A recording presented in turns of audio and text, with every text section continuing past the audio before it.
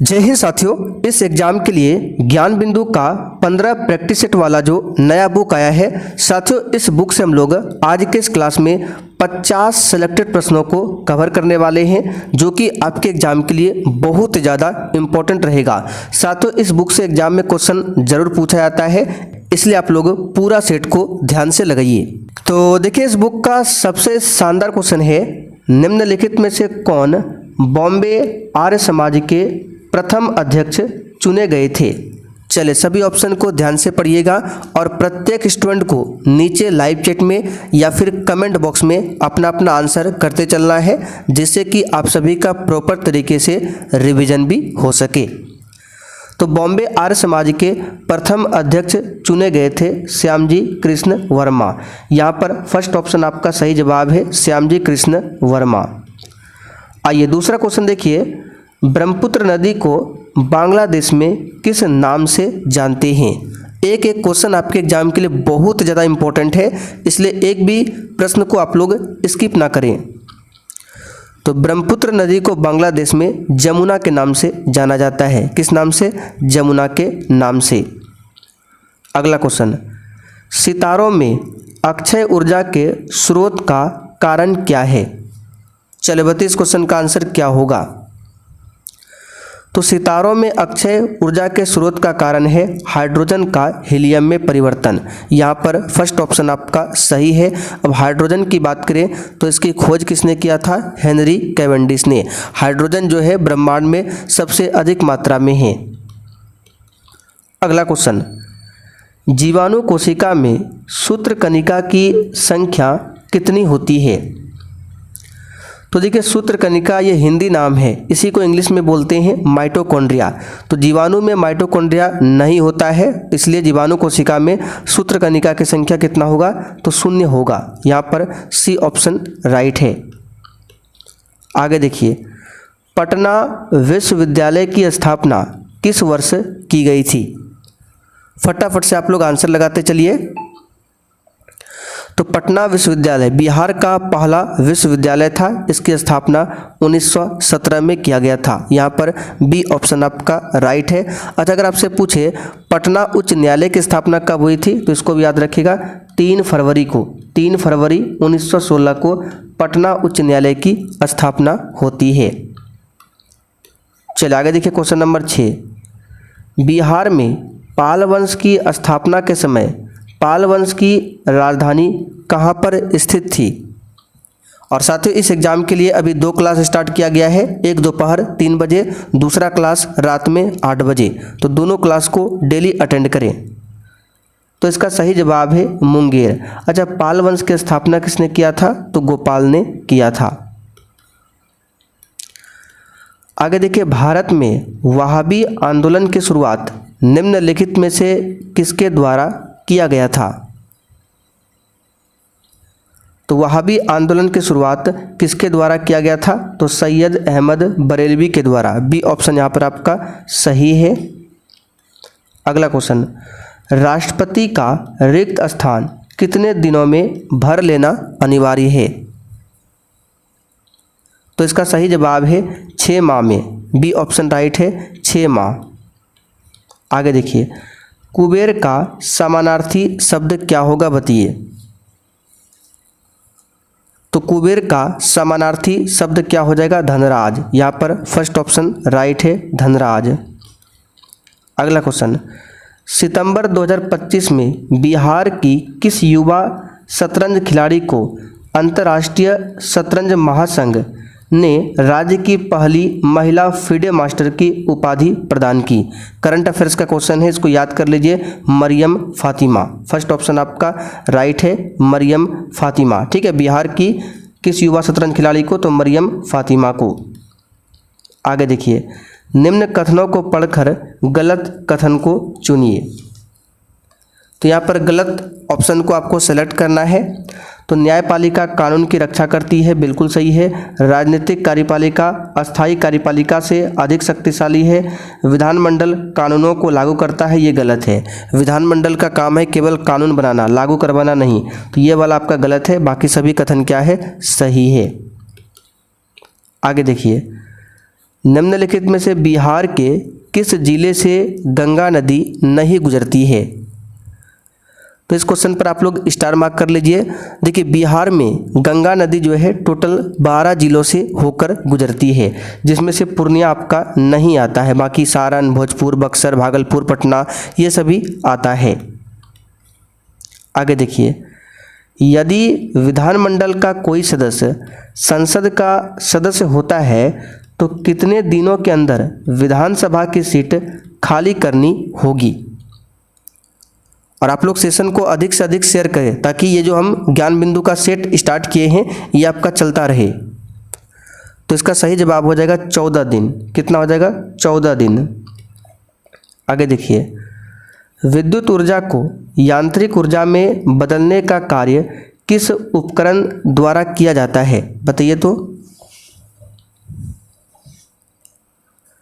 तो साथियों, विद्युत ऊर्जा को यांत्रिक ऊर्जा में बदलने का कार्य जो है ये मोटर के द्वारा होता है, मोटर के द्वारा। लेकिन अगर आपसे पूछे यांत्रिक ऊर्जा को विद्युत ऊर्जा में कौन बदलता है, तो विद्युत जनित्र बदलता है, जिसको डायनेमो कहा जाता है। आगे देखिए, लीची का खाने वाला भाग कौन सा होता है? तो साथियों, लीची का खाने वाला भाग जो होता है वो एरिल होता है। क्या होता है? एरिल। डी ऑप्शन यहाँ पर आपका सही है। आलू का कौन सा भाग खाया जाता है? तो तना को खाया जाता है। चलिए आगे देखिए, दुष्ट विद्युत एपोलॉजी। यहाँ पर क्वेश्चन को सही कर लीजिए, ये गलत टाइपिंग हुआ है। ये क्वेश्चन जो होगा ट्रूथ विदाउट एपोलॉजी। क्या होगा? ट्रूथ विदाउट एपोलॉजी किसकी पुस्तक है? बताइए। ट्रूथ विदाउट एपोलॉजी किसकी पुस्तक है?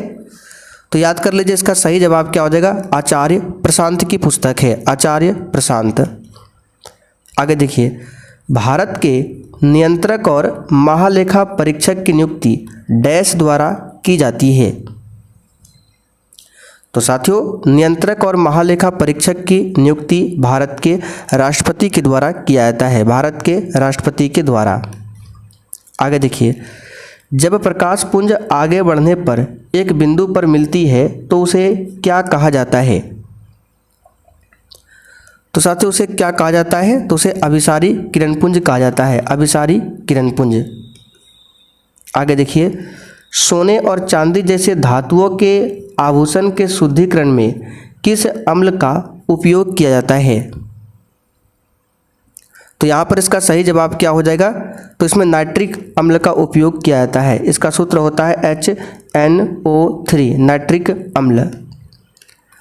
अगला क्वेश्चन, निम्नलिखित में से सदिश राशि का उदाहरण बताइए कौन सा है?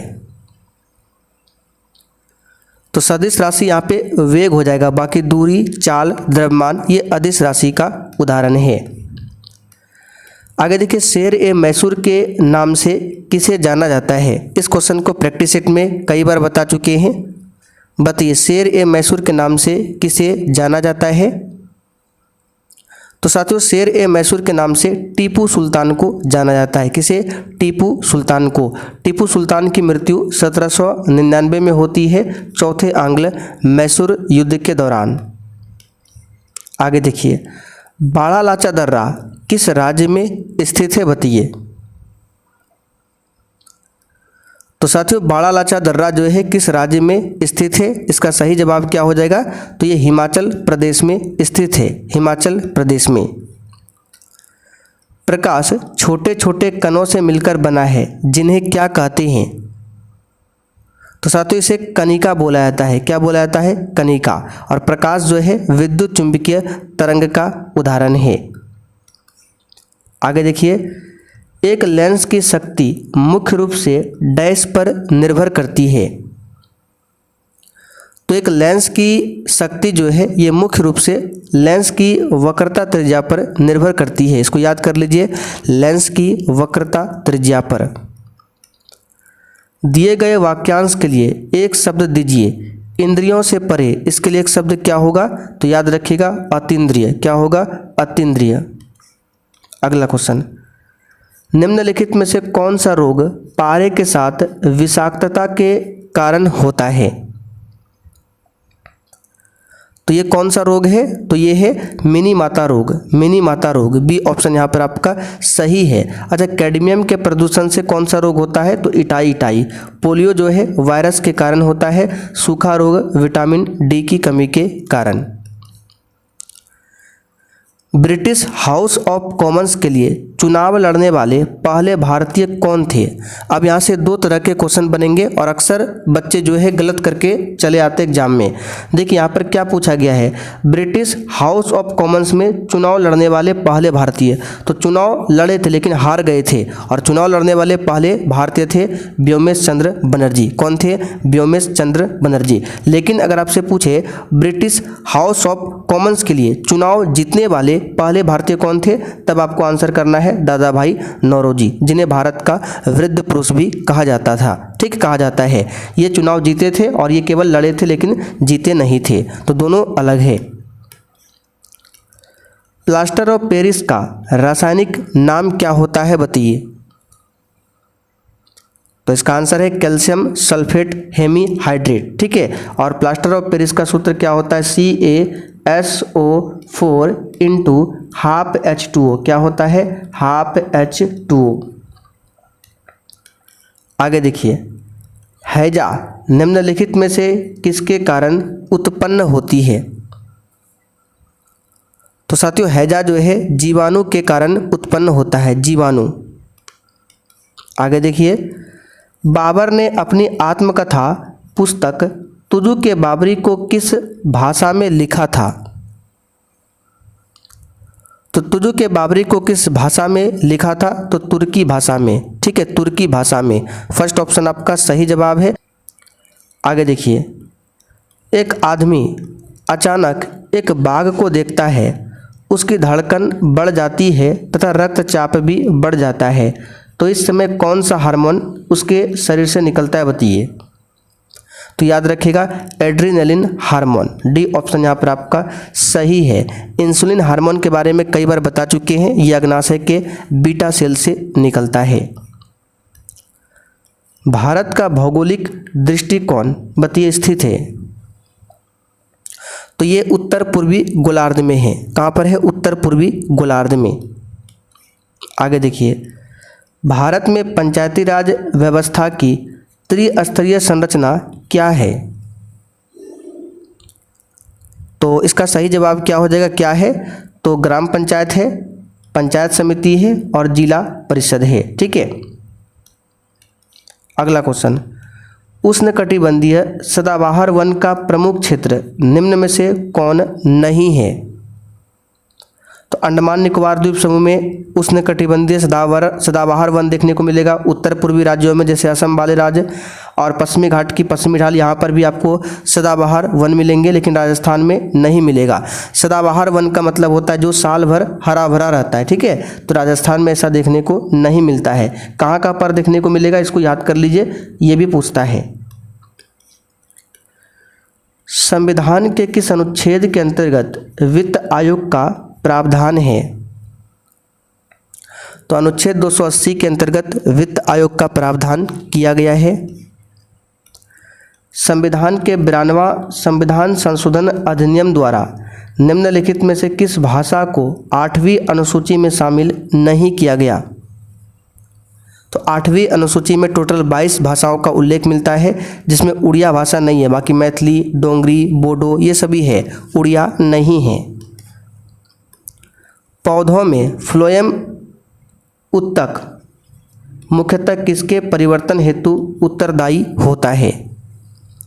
तो एक होता है जाइलम उत्तक, दूसरा होता है फ्लोएम उत्तक।